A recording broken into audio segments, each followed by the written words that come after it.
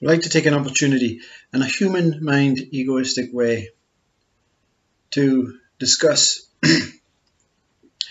before and after. Nothing to do with the process. Before self-inquiry begins, and once self-inquiry, which never really ends, but the finishing line is in your sights.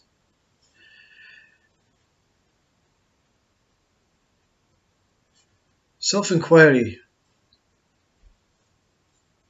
is very personal to you. It has to go the way your inner being wants it to go. Your mind wants to go in hundreds of directions, but your mind is always by the side of your inner being. Teasing, testing, tantalizing. That's all ego mind really is here to do. Test you, test the water. But when it's ready, inner being says, you know what, whatever aspect, something begins. Something stirring inside. And for some, for many,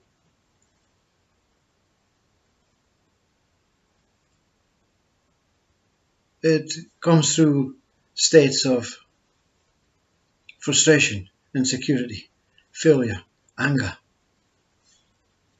You're always inquiring about what you're doing in the world, why it's not going this way, why it's not going that way. Why does no one listen to you? Why is the world in such a state and you can't do anything about it, you see? You see, even the world directs back at you. Why can't I do anything about the world? These are all self-inquiries. And many has to raise the temperature, to get the fire going. You can't light the gas until the gas has been switched on. And the higher the gas, the bigger the explosion. For many, it's a very step-by-step thing. Listening to gurus, going to satsangs, following religion, following Buddhism, Christ's words. But the minute you inquire outwards, it's not about me, it has always been about Christ. Who's inquiring, you see? Who's inquiring even of Christ? Even about Christ? You are the inquirer. You're always inquiring. We inquire every day about normal things. That's all that takes place, inquiring about where I'm going to get my food, how I'm going to get to work, how the car will start, where my keys is. I'm always questioning and inquiring.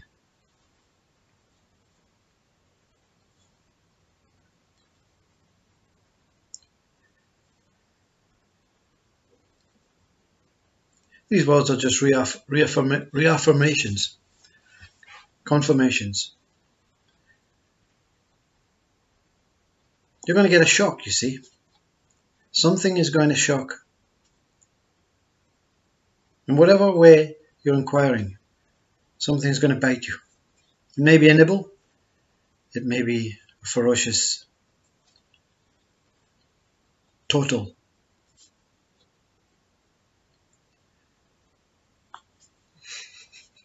disappearance of you. One bite, gone, finished. Or it could be that gnawing rat searching around this body for the bit that's not playing the game, you see. To find the bit that's not playing the game is like that haunted hedges game where you follow the maze. You have to kill everything before you get to the final end, you see. So you can't just go for the bit that's poisonous in your body until you remove whole body, even the good bits. So the inquiry is all about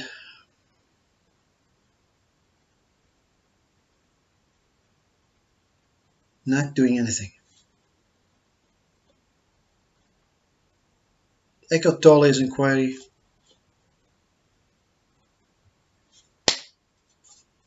finished.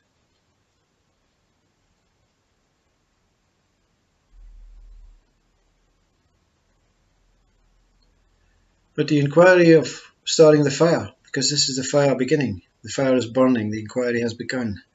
The inquiry is a knowing. The inquiry has begun, and you know the real inquiry is beginning because something has bit you. It may be a nasty bite. It may be a beautiful bite.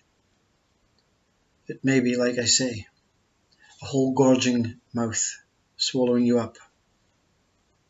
But even the swallowing up has to go through the process, which we are not going to speak about today. But the inquiry is always about you. You are the questioner, you are the inquirer, and you are the answerer. All other aspects are simply to help you light the fire, help something ignite. Gone. A beautiful fire where everyone sits around and watches you smolder. When the fire was roaring, the inquiry is not over, you see, because it's going to simmer down. And the fire never goes out. Lifelong inquiry. Billions of lifelong inquiry, that's all that takes place. For the mind, the inquirer. The mind is always the inquirer on behalf of the inner being, who says to the mind, enough, enough, stop, I've had enough, stop tantalizing, stop teasing, let's face truth. And sometimes that's enough. This inquirer, this inner being inquirer, is not dependent on anything outside anymore. All these small inquiries from books, religion, saints, teachers have just been building the fire. You know, everyone is building each other's fire for them. But the inner being, the Satguru, the one inside, enough. No more. No more fooling me. No more antagonizing. No more comparisons, no more preferences, no more desiring, no more wanting. I only want one thing. I want to know the truth. Show me the truth, Mr. Mind. Show me the truth. You see? And the inquiry begins with me. So you have to go all the way back now, starting with me, through everything. And inquiry has taken the light. After, what comes next is totally oblivious to the person who has been removed during this inquiry. So there's not much memory about what takes place, only bliss, only emptiness, only peace, only stillness, all that lovely things that you want to know, but we're not going to speak about that today. Afterwards, what happens afterwards?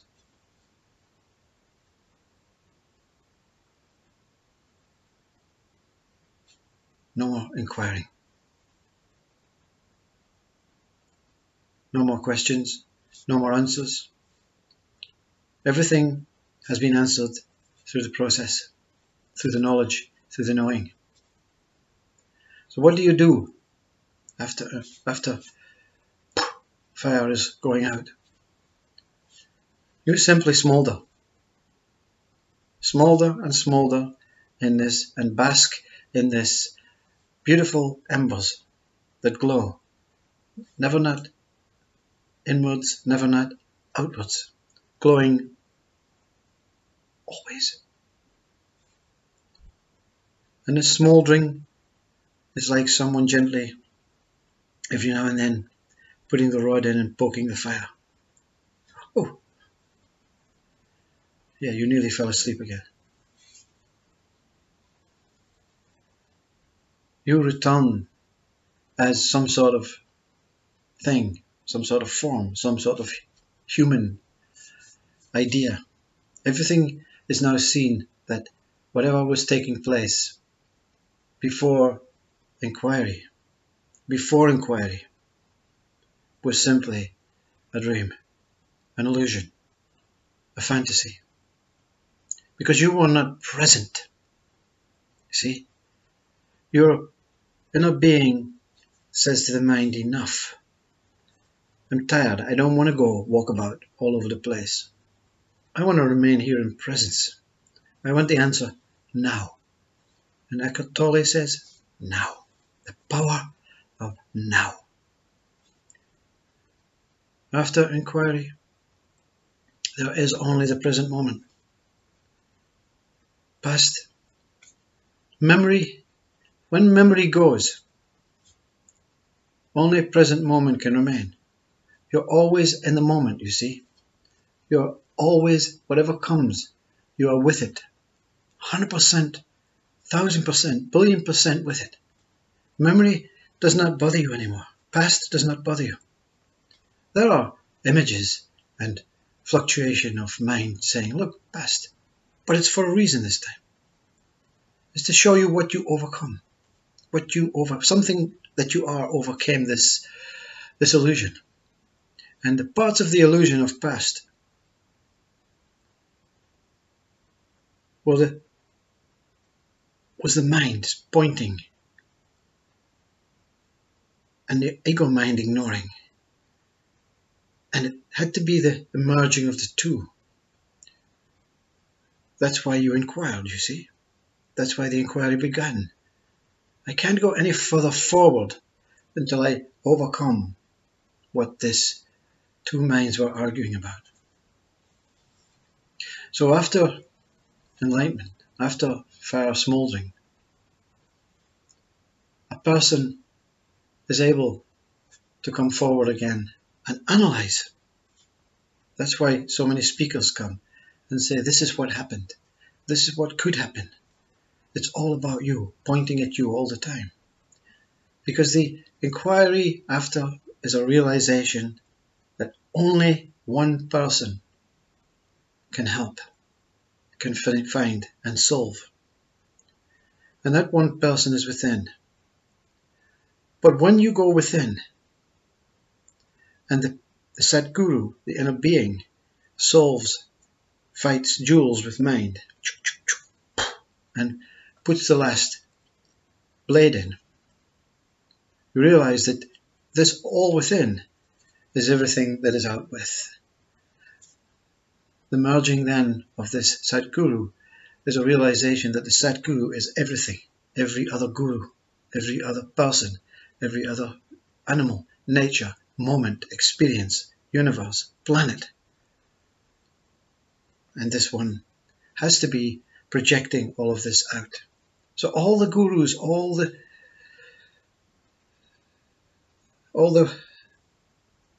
little, try this, practice this, read this, listen to these words, all make sense.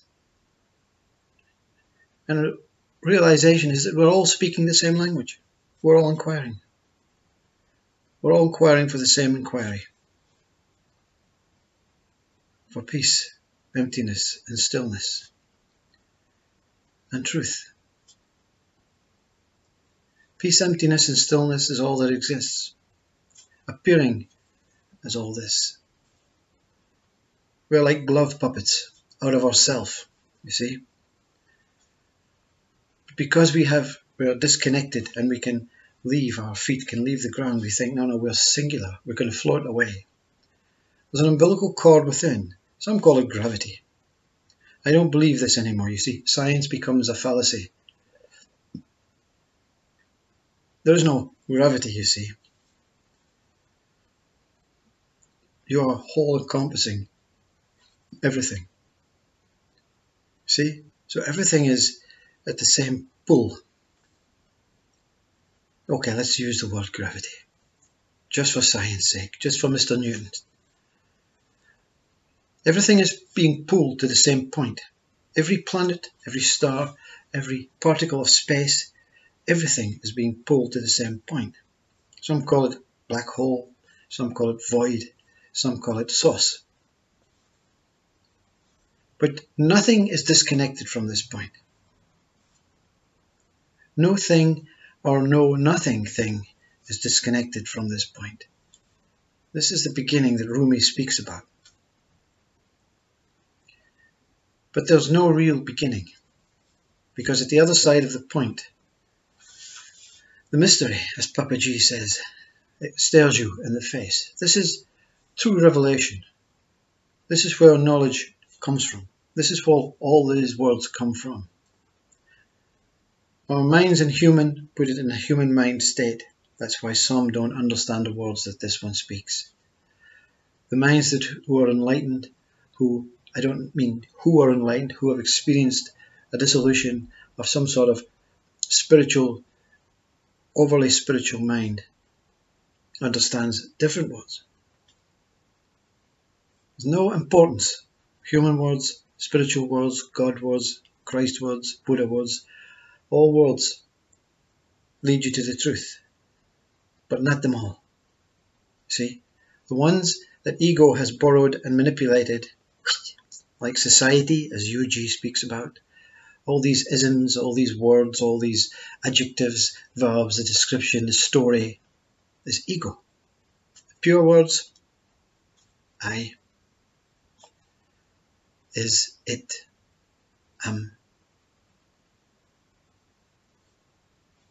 are all the words you need.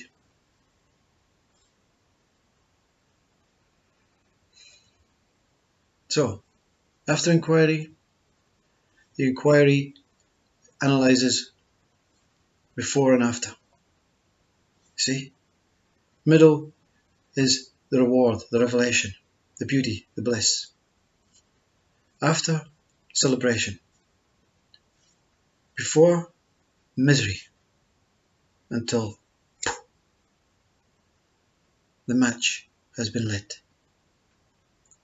Through anger, through love, through jealousy, through insecurity, through loneliness, through fear, all inquiring, all aiming at yourself. Matters not what you're doing right now. If you're inquiring about yourself, you're inquiring. You cannot inquire about anything except yourself, because the inquirer is always inquiring, even though it's outside of it. Inquire on. I'll meet you right now. Here. This.